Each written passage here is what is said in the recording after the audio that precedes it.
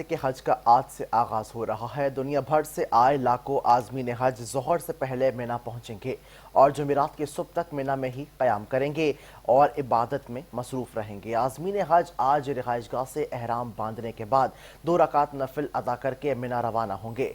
आज़मीन हज आज मिना में ज़ोहर, असर, मगरिब और इशा की नमाज़ अदा करेंगे। आज़मीन 9 ज़िलहज्जा को हज के रुकन आज़म वक़फ़ा के लिए मैदान अरफात रवाना होंगे। आज़मीन 9 ज़िलहज को हज का खुतबा सुनने के बाद ज़ोहर और असर की नमाज अदा करेंगे। फिर हज्जाज कराम सूरज ग़ुरूब होने तक मैदान अरफात में वक़ूफ़ करेंगे।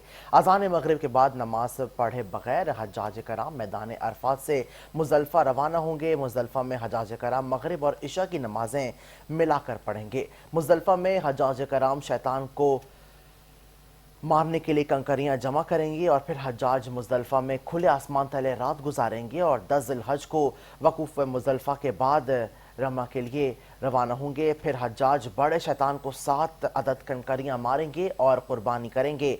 हज्जाज कराम खल्क़ करवाने के लिए बाद एहराम खोल देंगे। 11 ज़िलहज को हज्जाज कराम छोटे, दरमियाने और बड़े शैतान को 7-7 कंकरियां मारेंगे।